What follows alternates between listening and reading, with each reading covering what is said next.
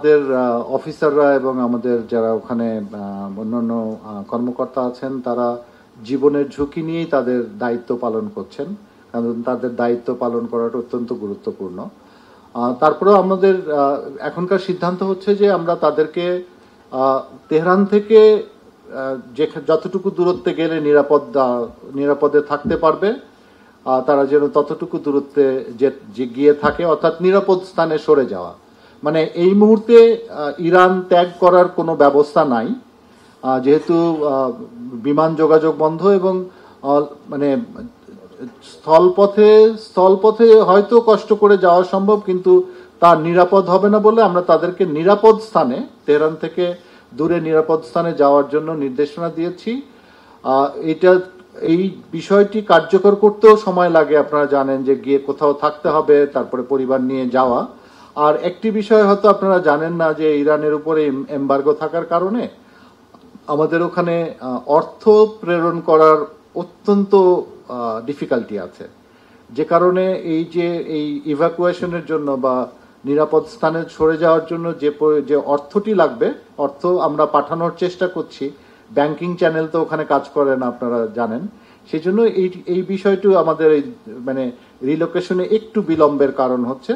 তবে আমি এইটুকু বলতে পারি যে আমাদের একটি দুইটি স্থাপনা, যেমন আমাদের চ্যান্সেরি যেটা অফিস বলি আমরা, আর রাষ্ট্রদূতের ভবন বাংলাদেশ হাউস, এই দুটোতে নিরাপত্তা ঝুঁকি বেশি ছিল, হামলার ঝুঁকি বেশি ছিল। তো রাষ্ট্রদূত গত রাতে উনি ওনার বাসা ছেড়ে একটু নিরাপদ স্থানে চলে গিয়েছিলেন। তো যেহেতু এখন যেটি ঘটছে আপনারাও হয়তো জানেন যে ইসরায়েল ঘোষণা দিয়েই একটি নির্দিষ্ট জায়গাতে ওরা আঘাত করছে। যেমন গতকাল ওরা বলেছিল যে ওদের রেডিও ভবনে আঘাত করবে। তাছাড়াও আরো একটা ডিস্ট্রিক্ট 3, তেহরানের ডিস্ট্রিক্ট 3-তে ওরা বলে দিয়েছিল যে সাধারণ মানুষকে ওখান থেকে সরে যাওয়ার জন্য। বলে ওরা আগেই এক ধরনের ঘোষণা দিয়ে ওদের নির্দিষ্ট লক্ষ্যগুলোকে আঘাত করার চেষ্টা করছে, যে কারণে আমাদের দূতাবাসে যেহেতু তারা সব বিষয়ে আগে থেকেই জানতে পারছে এবং তারা নিরাপদে সরে যাওয়ার চেষ্টা করছে। তবে খুব শীঘ্রই আমরা ওই 100 জনের মতো বাংলাদেশি যারা আমাদের সাথে যোগাযোগ করেছে, তেহরানে আছে, তাদেরকে সহ আমাদের দূতাবাসে যত পরিবার আছে তাদেরকে নিরাপদ স্থানে সরিয়ে নেওয়ার জন্য সকল ব্যবস্থা সম্পন্ন করব।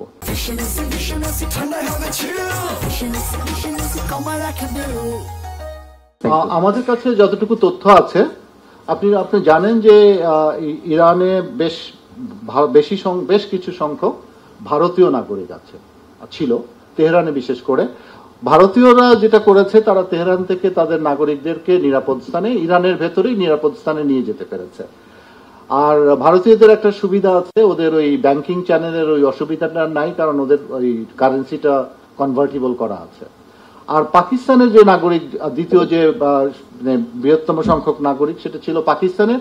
আর পাকিস্তান যেহেতু ইরানের সাথে বর্ডারিং কান্ট্রি, ওরা ওদের বর্ডার ওপেন করে দিয়েছে। যারা পাকিস্তানে চলে যাওয়ার বর্ডারের 2টো পয়েন্ট বন্ধ রেখে একটা পয়েন্ট ওপেন করা আছে। সেই একটা পয়েন্ট দিয়ে পাকিস্তানের নাগরিক যারা পাকিস্তানে ফেরত যেতে চাচ্ছে তারা ফেরত যাচ্ছে। আর আপনারা যদি ম্যাপ দেখেন তাহলে দেখতে পাবেন যে ইরান একটি অনেক বড় একটি দেশ। ফলে তেহরানের থেকে উত্তরে এবং পূর্ব দিকে যদি চলে যায় তাহলে এমনি নিরাপদ আশ্রয় থাকতে পারে। তো পাকিস্তানের বিষয়টাও আমরা জানি, ওখানে আমরা এই দুটো দেশের নাগরিকদের বিষয়ে আমরা অনুকরণ বা অনুসরণ করার চেষ্টা করছি।